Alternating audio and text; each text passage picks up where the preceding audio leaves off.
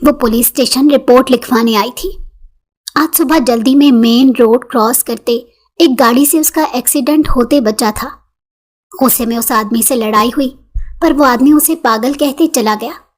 वो उस गाड़ी का नंबर नोट करके रिपोर्ट लिखवाने आई थी और मुस्तकिल उस आदमी को कोसने दे रही थी, जिसकी वजह से उसका जूता टूटा था। पर जो ही उसने एसपी हमाद ने पलटकर उसे सर्द नजरों से घूरा, वो पत्थर हो गई। जिस आदमी की वो रिपोर्ट लिखवाने आई थी वो एसपी हमाद ही था। अगले ही लम्हे वो पुलिस स्टेशन से निकलने लगी। जब एसपी सख्ती से टोकने पर वापस बैठी, एसपी हमाद ने दिलचस्पी से कॉलेज यूनिफॉर्म में उस लड़की को देखा। नूर ने अभी कॉलेज जाने के लिए यूनिफॉर्म हाथ में लिया ही था कि अचानक उसकी सौतेली अम्मी दरवाजे में आकर खड़ी हो गई और उसे सर से पैर तक घूर कर बोली, खैर से इतना सुर्खी पाउडर लगाकर किससे मिलने जा रही हो? उनके जुमले पर नूर ने बेहद जब्त का मुजाहरा किया। वो ये तो जानती थी कि उनकी जबान इंतहाई गंदी है, लेकिन जहन भी इतना गंदा होगा और इतना घटिया सोचता होगा, ये उसके वहमो गुमान में भी नहीं था। उसने परेशान नजरों से अपनी सौतेली अम्मी की तरफ देखा और अपने सफ़ेद दुपट्टे को चेहरे पर फेर कर उनके सामने किया। ये देखिए आंटी, मैंने तो कोई मेकअप नहीं किया। अगर कोई मेकअप किया होता तो नजर आ जाता। वो जानबूझकर उन्हें आंटी कहती थी क्योंकि वो उसे इस काबिल नहीं लगती थी कि उन्हें अम्मी कहकर मुखातिब किया जाए। उसकी बात पर वो एकदम किसी गंवार की तरह हाथ लहराकर बोली, ए बीबी, बहुत तेज हो तुम। ये वकालत ना किसी और को दिखाना, समझी? 100 बार कहा है सुबह उठते ही किचन संभाला करो। मैं तेरी या तेरे बीमार बाप की कोई नौकरानी नहीं हूं कि तुम लोगों की खातिरदारियां करूं। जी, मैं नाश्ता बना देती हूं। ए बीबी, बड़ा एहसान है तुम्हारा, बहुत मेहरबानी। वो उसकी नकल उतारते बोली। नूर ने यूनिफॉर्म कुर्सी पर फेंका और उनके पास से तेजी से गुजर कर किचन की तरफ गई ताकि उसे और बातें सुनने को ना मिले। अभी उसने तवा रखा ही था कि अचानक वो दोबारा से उसके सर पर नाजिल हो गई। हाँ सुनो, ये पराठा जरा लच्छेदार बनाना और अच्छे से देसी घी में पकाया करो। ये सूखे से बराए नाम घी के पराठे मेरे हलक से नीचे नहीं उतरते। उसके कानों में अपनी सौतेली अम्मी की जहर में बुझी आवाज गूंजी तो उसने ताबेदारी से सर हिला दिया। उसने नाश्ता तैयार करके ट्रे सजाकर आंटी और अब्बा के सामने रखा और दरवाजे की तरफ पलटी ही थी कि अचानक आंटी ने चाय का कप उठाकर जमीन पर दे मारा और इंतहाई गुस्से से बोली, इसमें चीनी तुम्हारी मरी हुई माँ कब्र से आकर डालेगी। 100 बार कहा है चाय में चीनी ना हो तो चाय का स्वाद ही नहीं होता। तो उसके अब्बा खांचते हुए आहिस्ता से बोले, इतनी चीनी तो है चाय में, क्या खुद को शुगर करना है? ख्वामख्वा तुमने कप तोड़ दिया। आंटी गुस्से से उसके अब्बा की तरफ मुड़ी और घूर कर जब अब्बा की तरफ देखा तो वो चुप हो गए। नूर जानती थी गए अब्बा उसके लिए स्टैंड कभी नहीं ले सकते और अब तो उनकी बीमारी की वजह से कोई सूरत मुमकिन नजर नहीं आ रही थी। उसने खामोशी से चाय के टूटे हुए कप के टुकड़े उठाए और बाहर निकल आई। वो जानती थी कि अगर उसने यहाँ पर जरा सी भी जबान खोली तो जिल्लत के साथ साथ मार का सामना भी करना पड़ेगा। अपनी आंखों में आए आंसू उसने पी लिए और फिर चाय का नया कप खूब चीनी डालकर तैयार किया और उन्हें देने के बाद उसने घड़ी की तरफ निगाह की तो उसके चेहरे पर हवाइयां उड़ने लगी। नाश्ता बनाने के चक्कर में उसे कॉलेज से काफी देर हो चुकी थी। वो जल्दी जल्दी यूनिफॉर्म पहनने लगी। बाल बगैर कंघी किए कैचर किए और जल्दी से जूते पहनकर बाहर निकली ही थी कि एकदम से आंटी की करखदार आवाज ने उसके कदम रोक दिए। अरे कहाँ जा रही हो मैडम? शमा बेगम ने उसे पुकारा तो वो ठटक कर पलटी। कॉलेज जा रही हूँ आंटी, नूर ने दबे लफ्जों में जवाब दिया। तो वो नकल उतार कर बोली, कॉलेज जा रही हूँ आंटी, और ये बर्तन तेरी अम्मा धोएगी? पहले बर्तन धो फिर जाना जिसके साथ जाना है। जा हमारी बला से। अपनी मरी हुई माँ और अपने किरदार पर ऐसे घटिया जुमले सुनकर बेबसी से बोली, मैं लेट हो जाऊंगी आंटी। तो क्या हुआ, ये काम जरूरी है, वो हदमी लहजे में हकारत से बोली। नूर के पास कोई चारा नहीं था। अब उसने जल्दी जल्दी बर्तन धोए और तेजी से बाहर निकली। सड़क पार करते नूर की नज़र घड़ी पर पड़ी। وہ 10 منٹ لیٹ ہو چکی تھی۔ اسے کالج کے چوکیدار کی گندی نظر اچانک سے یاد آئی تو اسے پورے بدن پر لرزہ سا طاری ہو گیا۔ نور اب ہر دوسرے دن اسے الجھ پڑتی تھی اور یہ بات اسے انتہائی بری بھی لگتی تھی، کیونکہ چوکیدار غیر شادی شدہ نوجوان لڑکا تھا جو اس سے فری ہونے کی کوشش کرتا تو وہ پسینے پسینے ہو جاتی۔ اس لیے نور کی ہر ممکن کوشش ہوتی تھی کہ وہ صبح صبح اس کے منہ نہ لگے، مگر آنٹی روزانہ ناشتے کے ٹائم ایسی فرمائشیں کرتی کہ اگر وہ ان فرمائشوں کو پورا نہ کرتی تو پھر کالج واپسی پر وہ رات گئے تک ان کی جلی کٹی باتیں سنتی رہتی۔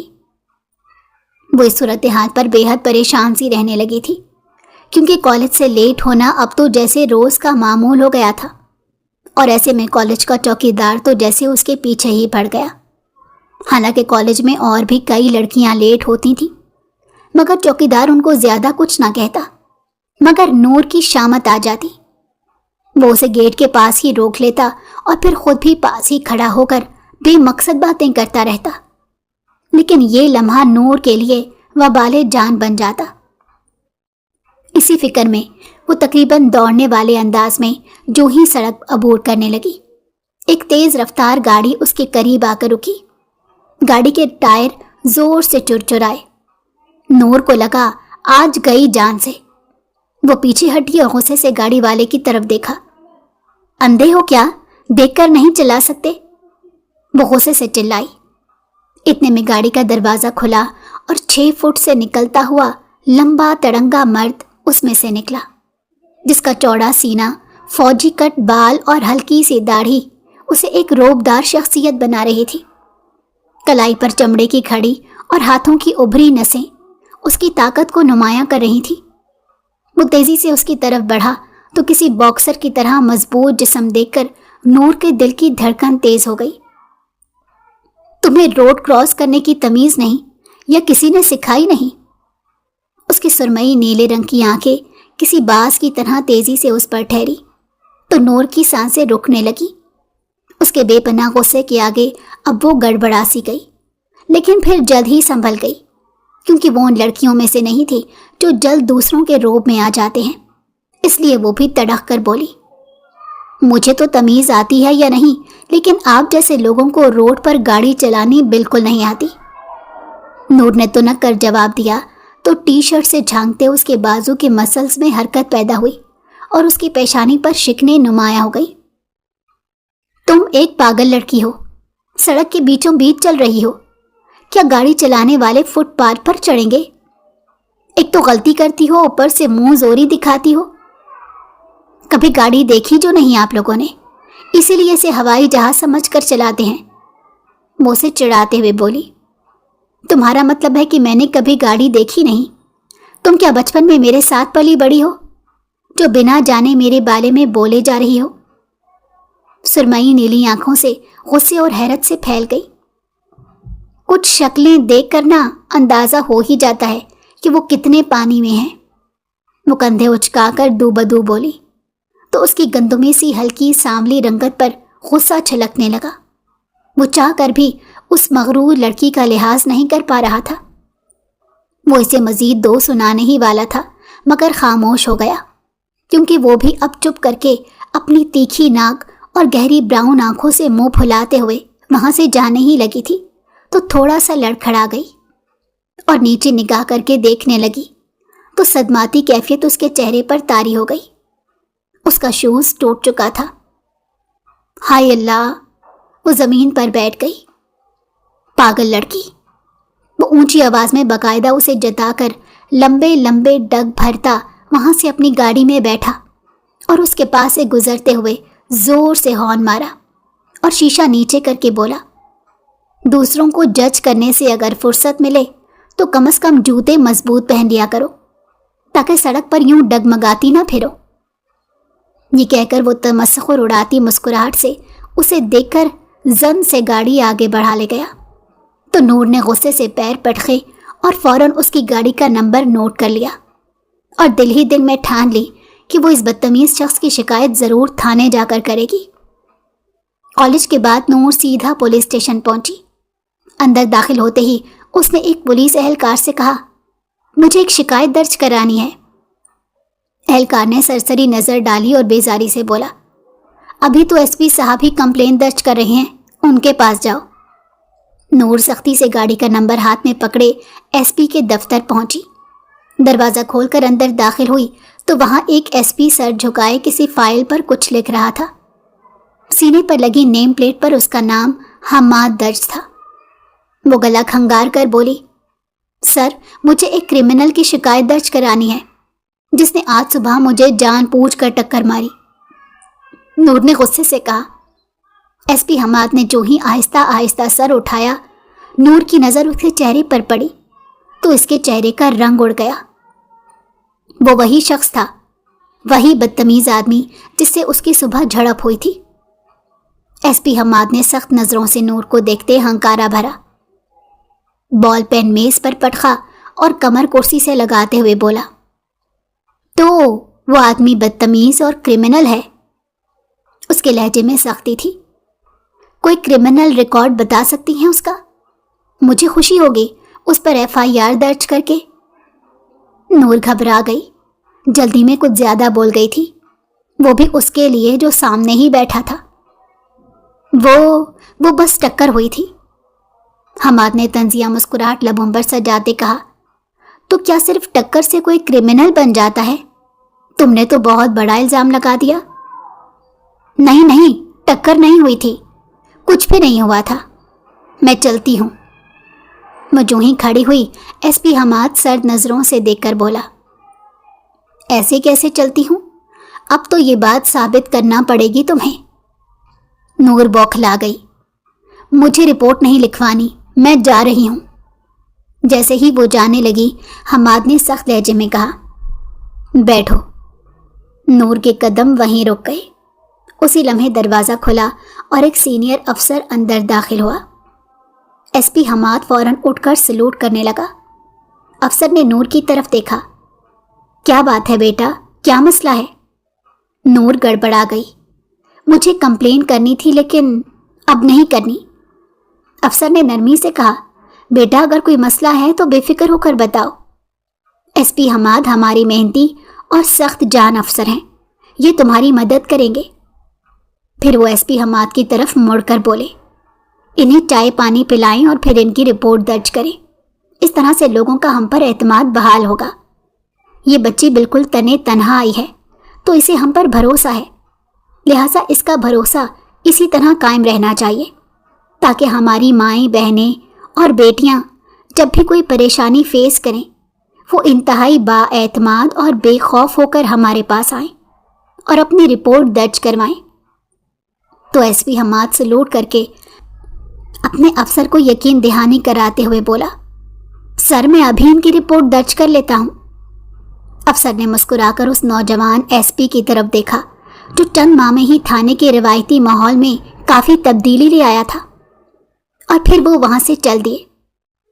ایس پی حماد نے مسکراتے ہوئے پین پکڑا اور نور کی طرف دیکھ کر بولا، جی مس، میں آپ کی رپورٹ درج کرنے کے لیے بالکل تیار ہوں، بولیے کیا لکھنا ہے اس بدتمیز کرمنل کے لیے۔ نور اس کے بااعتماد لب و لہجے کو دیکھ کر فوراً اٹھ کھڑی ہوئی۔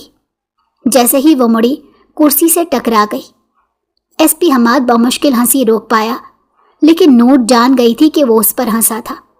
یہ دیکھ کر وہ اور بھی پزل ہو گئی اور تیزی سے وہاں سے نکلی، مگر ایس پی حماد کا بے ساختہ قہقہا اسے کافی دور تک سنائی دیا۔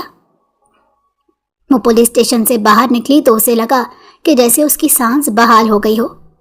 وہ خود پر حیران بھی ہو رہی تھی اور پریشان بھی کہ آخر اس نے اتنی ہمت پولیس اسٹیشن جانے کی کیسے کر لی۔ تو اس کی وجہ اب یہ سمجھ آئی کہ امی کی زندگی میں ہی جب اس کے ابا نے دوسری شادی کی اور اس کی سوتیلی امی نے اس کا جینا حرام کیا اور گھر کو ایک جہنم میں تبدیل کرتے ہوئے اس کے والد کو بھی اس سے دور کر دیا، تو اسے لگا ہر بات میں خاموشی بذات خود ایک بہت بڑا ظلم ہے۔ اس لیے اس نے پہلی بار پولیس اسٹیشن جانے کا فیصلہ اسی لیے کیا۔ اسے یقین تھا کہ وہاں پر ضرور انصاف ہوتا ہے، مگر وہاں کا انصاف تو اس کے اپنے گھر سے بھی زیادہ بدتر تھا، تو وہ دل برداشتہ ہو گئی۔ انصاف تو کہیں پر ہے ہی نہیں، پتہ نہیں کیوں کہا جاتا ہے کہ یہ دنیا انصاف پر قائم ہے۔ وہ آج کے اس انوکھے تجربے پر جلتی کڑتی جب گھر کے اندر داخل ہوئی تو آنٹی کے بھائی کو دیکھ کر اس کا موڈ مزید خراب ہو گیا۔ جہانگیر انتہائی اوباش اور بے شرم انسان تھا۔ آنٹی کے بھائی ہونے کی حیثیت سے اسے گھر میں آنے کی مکمل آزادی حاصل تھی، جس کا وہ انتہائی ناجائز فائدہ اٹھاتا تھا۔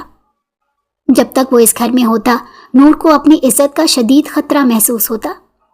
اس نے کئی بار ابا سے اپنے خدشات کا اظہار کیا کہ آنٹی کو کہیں وہ اپنے بھائی کو یہاں آنے سے منع کرے، لیکن ابا کی بات کی اہمیت آنٹی کے سامنے تھی ہی کب کہ وہ ان کے حکم کو مانتی، اور جب اپنے ہی گھر کی دیواریں دروازے مضبوط نہ ہوں تو پھر کوڑا کرکٹ آنے سے کون روک سکتا ہے؟ ابا کی اس کمزوری نے اس کی زندگی کو انتہائی خطرے سے دوچار کر ڈالا تھا۔ یہی وجہ تھی کہ جہانگیر کا جب دل چاہتا منہ اٹھا کر چلا آتا اور اس کی شکاری آنکھیں نور پر ٹکی رہتی۔ یہی وجہ تھی کہ وہ اس کی موجودگی میں کمرے سے نہیں نکلتی تھی، مگر ابھی اسی ٹائم اسے اپنے گھر میں دیکھ کر وہ چونک سی گئی۔ گھر میں عجب خاموشی تھی۔ اس کا ایک ہی مطلب تھا کہ آنٹی گھر نہیں تھی، ورنہ اگر وہ گھر ہوتی تو وہ اپنے بھائی کے ساتھ بیٹھی اونچی اونچی آواز میں گپ شپ لگا رہی ہوتی۔ لہٰذا وہ فوراً محتاط ہو گئی۔ جب اس نے جہانگیر کے چہرے پر ایک خبیث مسکراہٹ دیکھی تو وہ اسے نظر انداز کر کے سیدھا اپنے کمرے کی طرف بڑھی، لیکن جہانگیر اس کا راستہ روک کر کھڑا ہو گیا۔ کہاں جا رہی ہو پیاری سی نور؟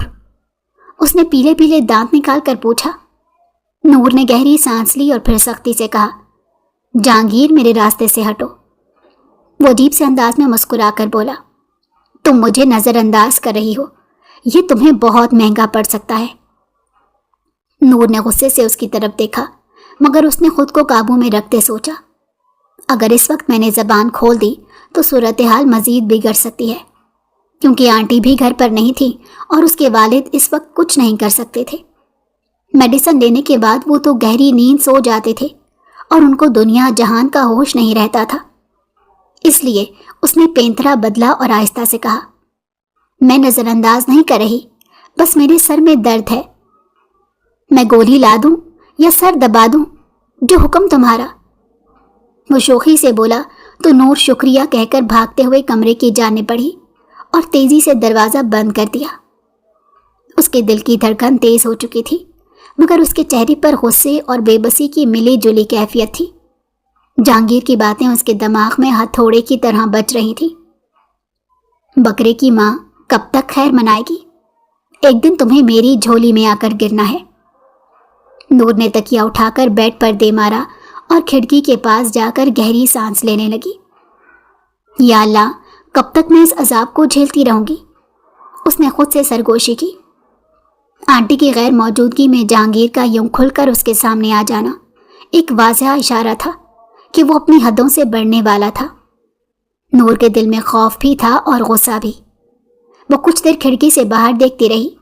آسمان پر کالے بادل چھائے ہوئے تھے، جیسے قدرت بھی اس کی حالت پر ماتم کر رہی ہو۔ اچانک دروازے پر ہلکی ہلکی سی دستک ہوئی۔ نور کے جسم میں جھرجھری دوڑ گئی۔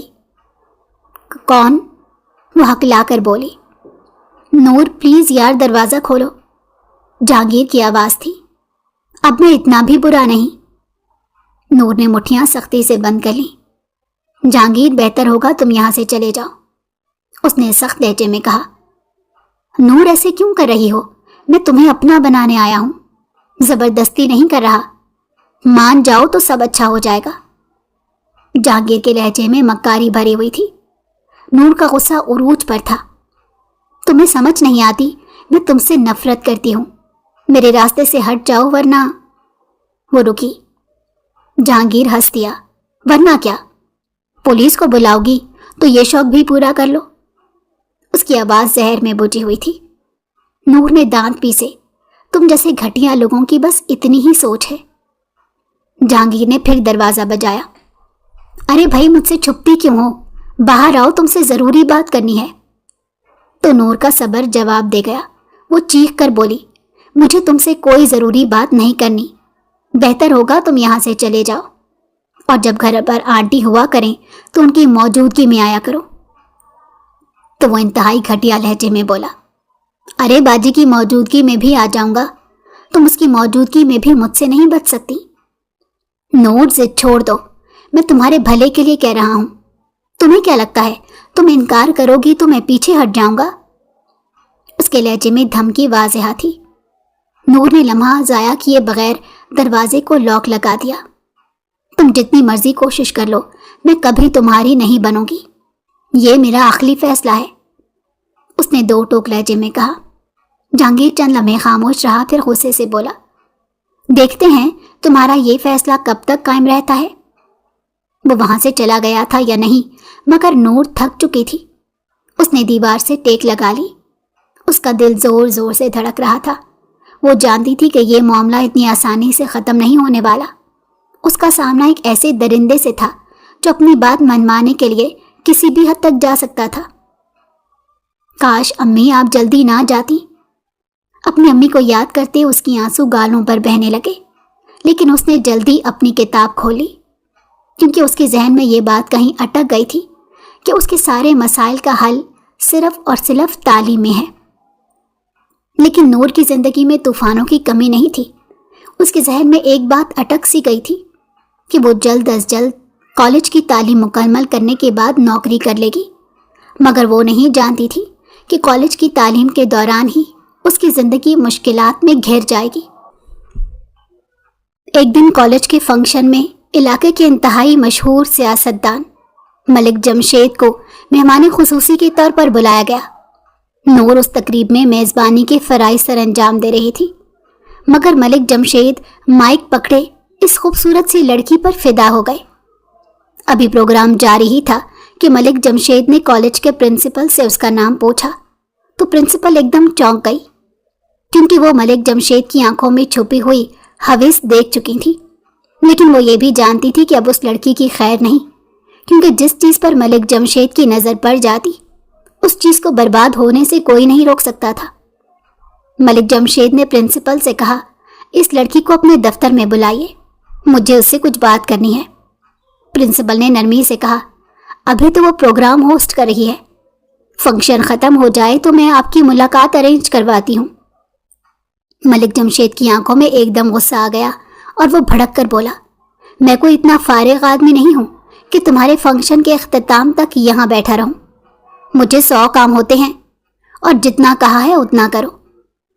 प्रिंसिपल ने जी हुजूरी करते फौरन वहाँ से उठकर नूर को बैक स्टेज बुलवाया और उसे अपने साथ प्रिंसिपल ऑफिस चलने का कहा तो नूर हैरान हुई, लेकिन प्रिंसिपल को इनकार करने की जुर्रत न कर सकी और प्रिंसिपल के साथ दफ्तर पहुंची। नूर ने हैरत से पूछा, मैम सब खैरियत है? प्रिंसिपल मुस्कुराते हुए बोली, तुम बड़ी खुश नसीब हो, मलिक साहब तुमसे बात करना चाहते हैं। नूर अभी कुछ कहने ही वाली थी कि मलिक जमशेद दफ्तर में दाखिल हुआ तो वह एहतरामन खड़ी हो गई। प्रिंसिपल ने मलिक जमशेद के इशारे पर कमरा छोड़ दिया। नूर ने सोचा शायद ही कॉलेज के फंक्शन या तलबा की वेलफेयर के मामले पर बात करना चाह रहे हैं, लेकिन जल्द ही उसकी गलतफहमी दूर हो गई और उसे अच्छे से अंदाज़ा हो गया कि मलिक जमशेद का मकसद कुछ और है। मलिक जमशेद ने मुस्कुराते हुए कहा, आओ नूर, मेरे पास बैठो। उसने अपने साथ सोफे पर बैठने का इशारा किया तो नूर झिझक सी गई। अरे क्या सोच रही हैं? वहां स्टेज पर तो तड़ तड़ बोल रही थी, मेरे पास जब खड़ी हुई। भाई 2 बातें हमसे भी कर लो, खा थोड़ा ही जाएंगे। ये कहकर वो बिला वजह हंसने लगा, जैसे ये जताना चाह रहा हो कि वो कितना खुश मिजाज है। मगर नूर मोहतात हो गई और सामने वाले सोफे पर सुकड़ कर बैठ गई। मलिक जमशेद खामोशी से उसे सर से पैर तक घूरता चला गया, जैसे आंखों ही आंखों में उसे निगल लेगा। ऐसे में नूर की बेचैनी बढ़ती चली गई कि अचानक मलिक जमशेद ने उसकी तारीफें शुरू कर दी। तुम जितनी खूबसूरत हो उतनी ही तुम्हारी आवाज़ में भी जादू है। तुम्हारा मासूम चेहरा देखकर यकीन जानो मेरा तो दिल खुश हो गया। लेकिन जहां दीदा आदमी था फौरन ही जान गया कि नूर को उसकी किसी बात में कोई दिलचस्पी नहीं महसूस हो रही। शायद ये उन लड़कियों में से नहीं थी जो बहुत प्रैक्टिकल सोच रखती हैं। तो उसने एकदम से अपना पेंतरा बला। तालीम मुकम्मल करके क्या करने का इरादा है?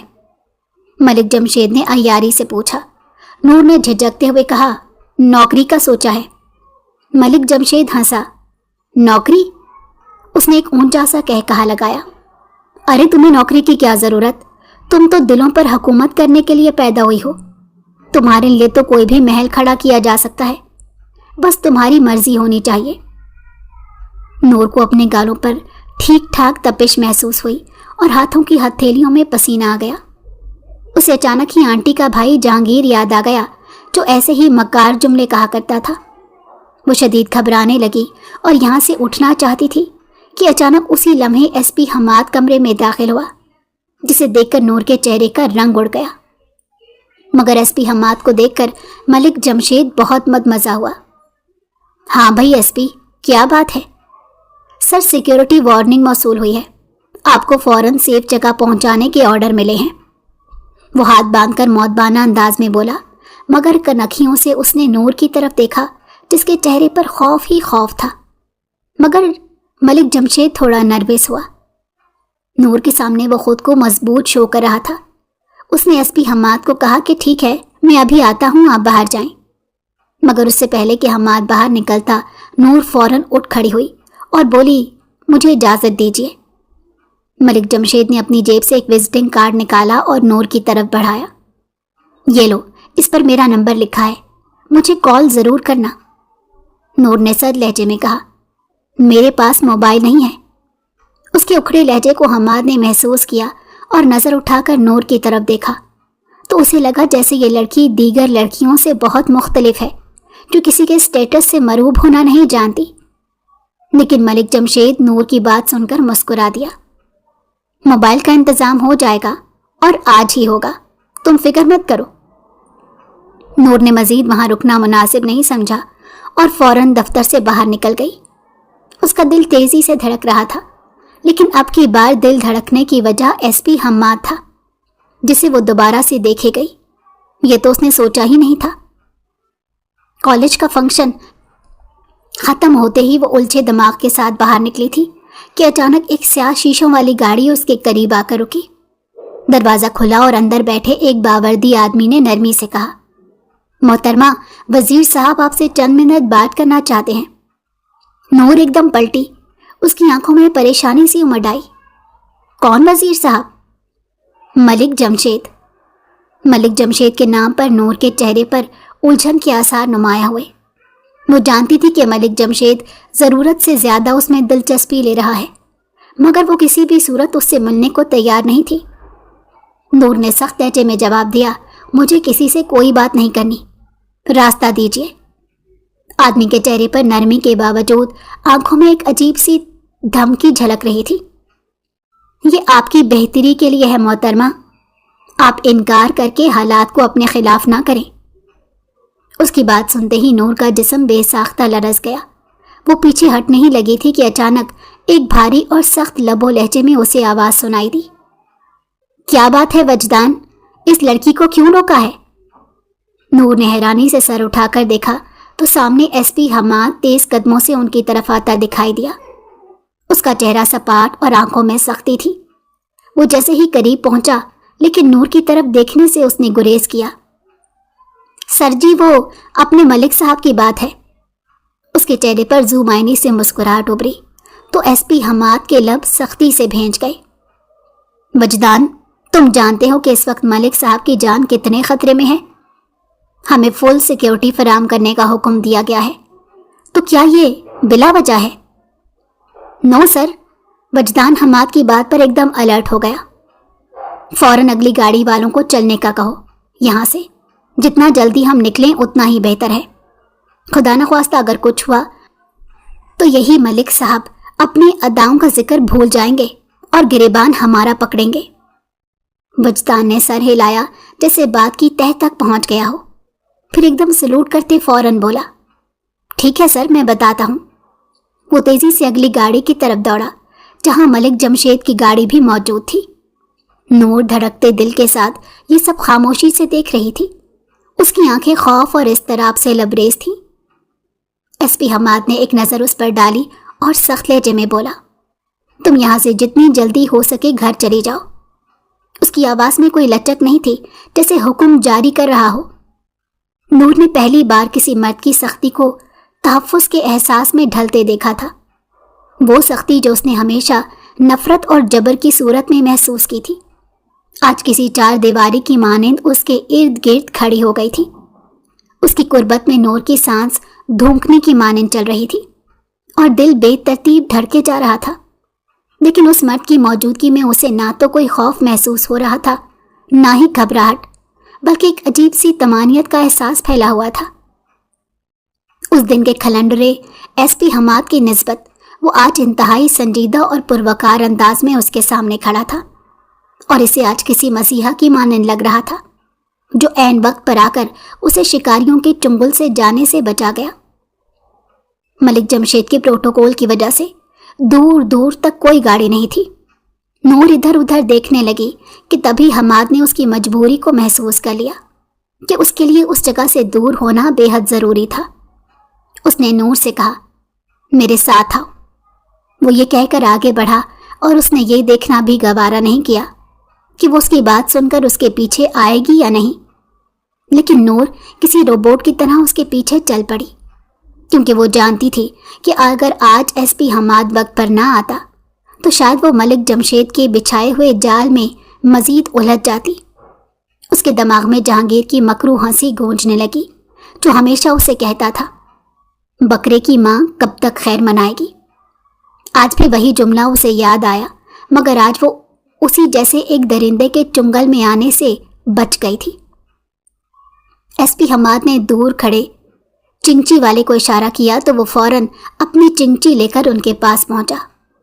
नूर को बगैर देखे उसने कहा, जल्दी से बैठो। और फिर चिंची ड्राइवर को आहिस्ता से कहा, बीबी को यहाँ से जल्द निकालो और इसे फौरन घर पहुंचाकर मुझे रिपोर्ट दो।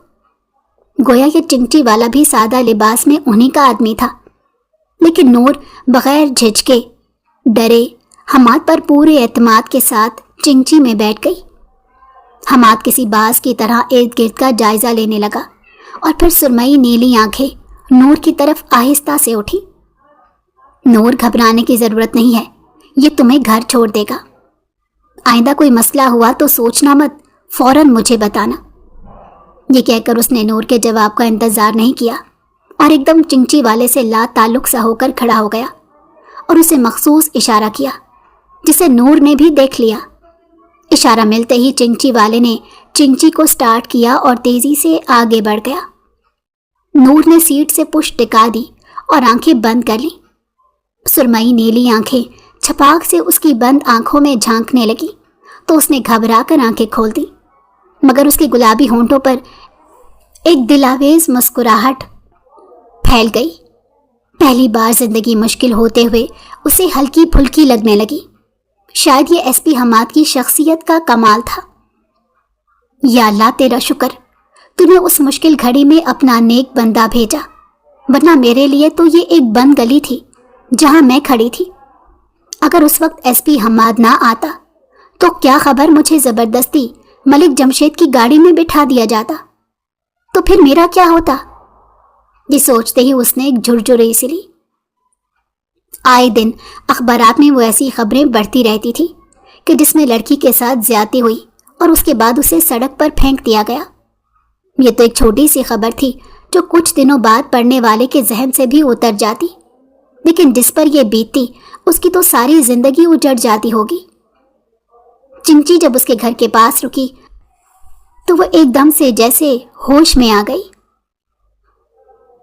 अपने घर को सामने देखकर उसकी आंखों में बेइख्तियार आंसू आ गए और साथ ही साथ दिल में एक शुक्रगुजारी का जज्बा भी पैदा हुआ कि वो इज्जत, शर्म और पर्दे के साथ अपने घर लौट आई। उसने अपना बैग खोलकर उसमें से पैसे निकाले ही थे कि चिंची वाले ने कहा, एसपी साहब पैसे दे चुके हैं। और ये कहकर उसने चिंची आगे बढ़ा दी तो नूर ने पैसे अपनी मुट्ठी में बंद कर लिए और घर के अंदर दाखिल हो गई। नूर जैसे ही घर पहुंची, आंटी ने फौरन उस पर सवालों की बौछार कर दी। ये आज चिंची में क्यों आई हो और चिंची वाले से क्या बातें कर रही थी? नूर ने थकाहारा सा जवाब दिया, आज कॉलेज रोड की तरफ हड़ताल थी तो इसीलिए चिंची ले ली। उसका दिल चाहा कि वो सच सच बता दे, लेकिन उसने खामोश रहना मुनासिब समझा। आंटी ने फिर एक जहरीली मुस्कुराहट के साथ कहा, अच्छा, लेकिन ख्याल रखना कहीं किसी चिंची वाले के साथ कोई गुल ना खिला लेना।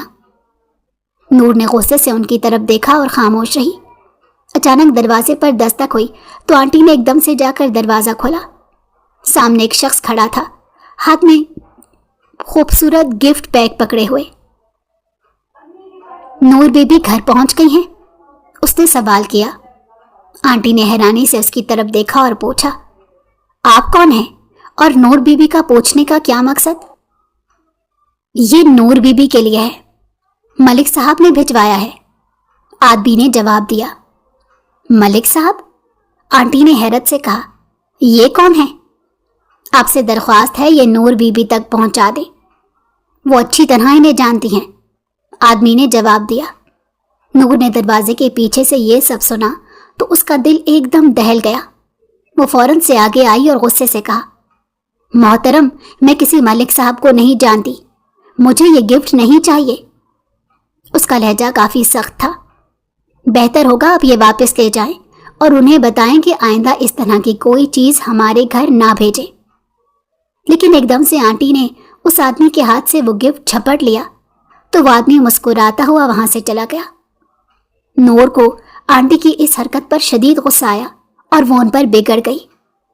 کیا ضرورت تھی آپ کو یہ گفٹ لینے کی؟ لیکن آنٹی نور کی بات سنی انسنی کرتے گفٹ کا پیکٹ کھول رہی تھی اور جو ہی ان کی نظر موبائل پر پڑی تو ان کی آنکھیں چندی آ گئیں۔ ارے یہ کتنا مہنگا موبائل ہے، لگتا ہے کسی بہت ہی امیر آدمی نے بھجوایا ہے۔ ارے کافی اونچا ہاتھ مارا ہے تم نے لڑکی۔ ان کی بات سن کر نور سر ہلاتے ہوئے بولی، کبھی تو سوچ کر بولا کریں آنٹی، کیا بازاری زبان استعمال کرتی رہتی ہیں، آپ یہ واپس کر دیں۔ ارے نور، تھوڑی سی سیاست سیکھو، اگر خوشحالی ہمارے دروازے پر دستک دے رہی ہے تو شکر کرو۔ ارے میرے بھائی جہانگیر میں کیا رکھا ہے، نہ کوئی ڈھنگ سے کام کاج کرتا ہے نہ ہی پیسے والا ہے۔ اگر یہ امیر آدمی تم سے شادی کر لے تو سب کے وارے نیارے ہو جائیں گے۔ نور ان کی باتیں سن کر غم اور غصے سے بھر گئی۔ وہ انہیں جتانا چاہتی تھی کہ نہ تو اسے جہانگیر میں کوئی دلچسپی ہے اور نہ ہی ملک صاحب میں، لیکن وہ جانتی تھی کہ یہ باتیں اس لالچی عورت کو سمجھانے کا کوئی فائدہ نہیں۔ وہ اپنے کمرے میں آ گئی۔ اچانک موبائل کی رنگ ٹون بجی۔ آنٹی نے فوراً موبائل اٹھایا اور کان سے لگا لیا۔ دوسری طرف ملک صاحب کی خوشی سے بھری آواز گونجی تو آنٹی ایک دم سے اٹھلا کر بولی، میں نور کی ممی بات کر رہی ہوں۔ تھوڑی دیر بعد وہ ایک دم خوش ہو کر بولی، آپ ہمارے گھر آنا چاہتے ہیں؟ ضرور ضرور ملک صاحب، آپ کا اپنا گھر ہے، جب چاہیں آ جائیں، آج شام بھی آ سکتے ہیں، ہم آپ کا شدت سے انتظار کریں گے۔ یہ سن کر نور کا دل لرزنے لگا۔ آنٹی نے اس بات کو اتنی بے پرواہی سے کہا کہ نور نے فوراً انہیں اشاروں سے منع کیا، مگر آنٹی نے اس کی ایک نہ سنی۔ ٹھیک ہے ملک صاحب، آپ کل آ جائیں، ہم آپ کا انتظار کریں گے۔ یہ کہہ کر آنٹی نے فون بند کر دیا۔ نور کا دل دھک دھک کر رہا تھا۔ اس نے سر پکڑ کر کہا، اب کیا ہوگا؟ نور کو یہ سمجھ نہیں آ رہی تھی کہ وہ اس صورتحال سے کیسے نکلے۔ آنٹی نے ملک صاحب کو دعوت دے دی تھی اور اب وہ یقیناً آئے گا۔ یہ سوچ سوچ کر ہی نور کا دل بیٹھا جا رہا تھا۔ نور کی آنکھوں کے سامنے ملک صاحب کا کریخ چہرہ اور اس پر جمی ہوس کی بھرپور جھلک سامنے آ رہی تھی۔ کاش اس کی کوئی دوست کا گھر ہوتا تو وہ اس دوران ان کے گھر چلی جاتی۔ وہ سوچ سوچ کر پاگل ہوئی جا رہی تھی کہ آخر وہ کیا کرے، کہاں جائے۔ اس کے سامنے دو ہی سوال کھڑے تھے جن کا جواب کوئی اس کے پاس موجود نہیں تھا۔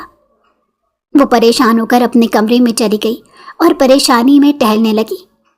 اس کے دل میں ایک ہی خیال گھوم رہا تھا، جو شخص اس کے گھر تک رسائی حاصل کر سکتا ہے، اس کے گھر والوں کو گفٹ دے کر مروب کر سکتا ہے، وہ اس سے بھی زیادہ ہٹ کندے استعمال کرنا جانتا ہوگا، اور وہ کسی اچھے ارادے سے ان کے گھر نہیں آ رہا تھا۔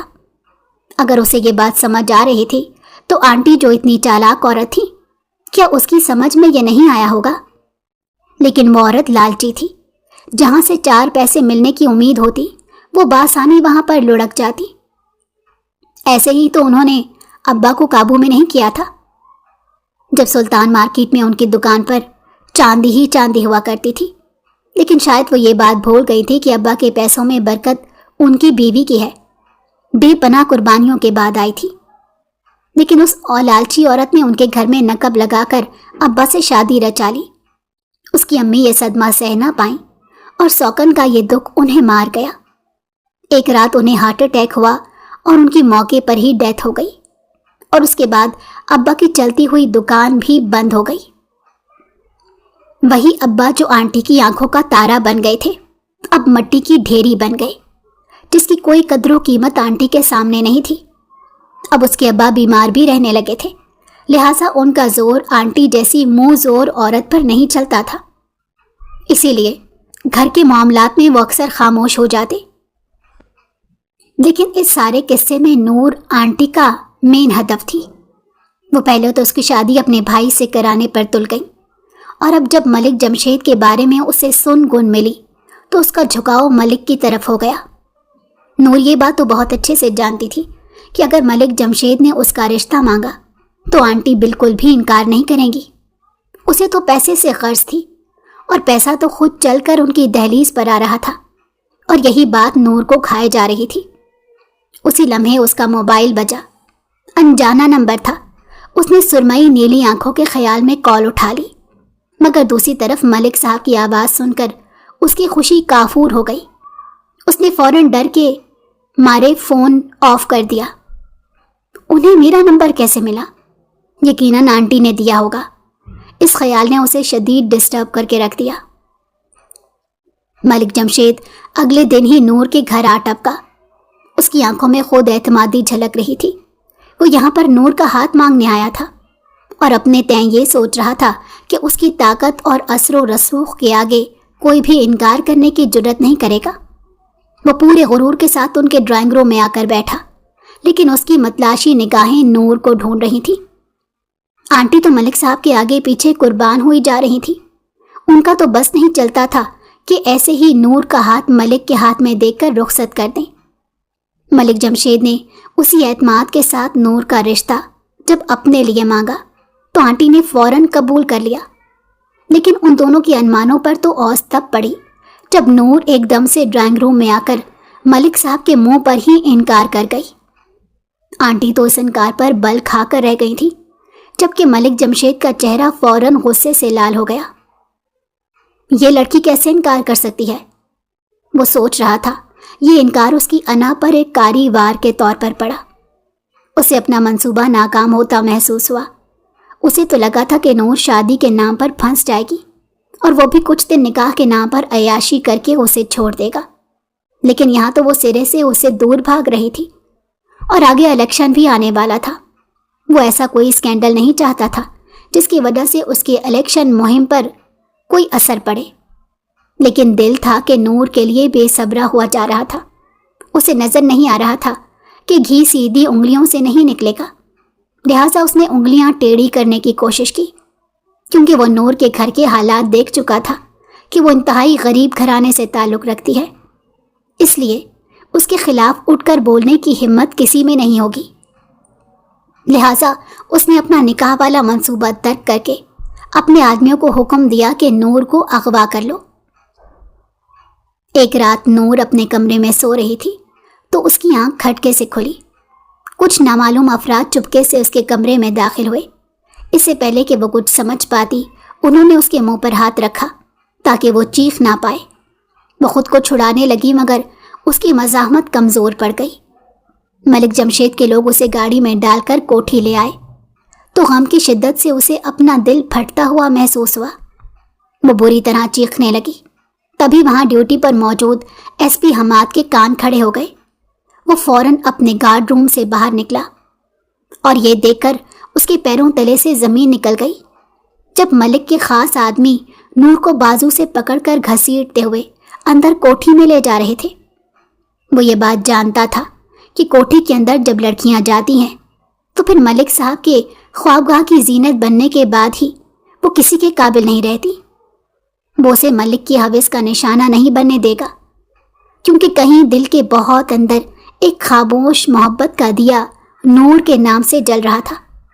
اس نے اپنے چاروں جانبازوں کی طرف دیکھا۔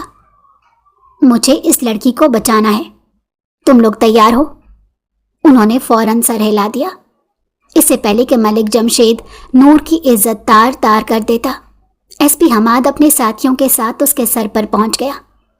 اس کے خلاف کافی سارے ثبوت وہ پہلے سے اکٹھے کر چکے تھے، لہٰذا انہوں نے وارنٹ گرفتاری ملک جمشید کو دکھایا اور اسے گرفتار کر لیا۔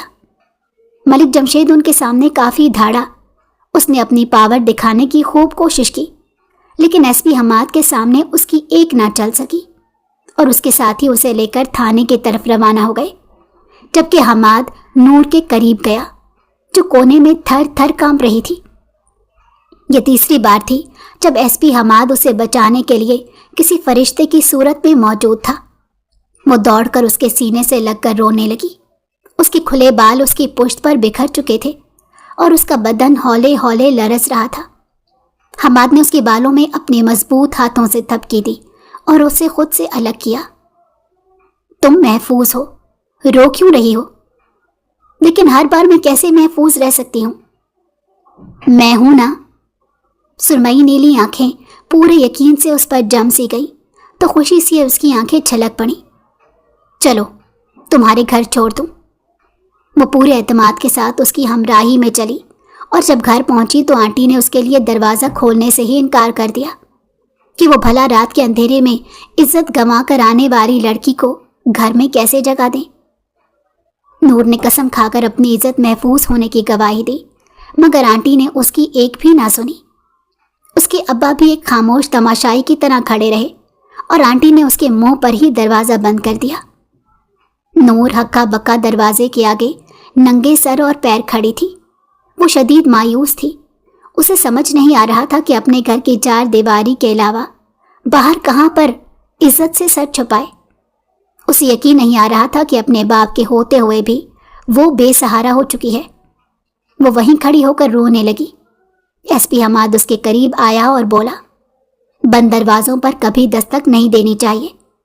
جنہیں تمہارے آنے کی خوشی سے زیادہ اس بات کی پریشانی تھی کہ لوگ کیا کہیں گے، وہ کبھی تمہارے لیے سٹینڈ نہیں لے سکتے۔ اس لیے ایسے رشتوں پر اپنے آنسو ضائع کرنے کا کوئی فائدہ نہیں۔ چلو یہاں سے۔ کہاں؟ میرے گھر۔ مگر کیا؟ گھر پر میری اماں ہے جنہیں اپنی بہو یقیناً بہت پسند آئے گی۔ وہ تو اس کی بات سن کر حیرت سے اس کی طرف دیکھنے لگی تو ایس پی حماد اس کے اس طرح دیکھنے پر اپنے سینے پر ہاتھ رکھے تو نور حماد کی اس شرارت پر جھیم سی گئی۔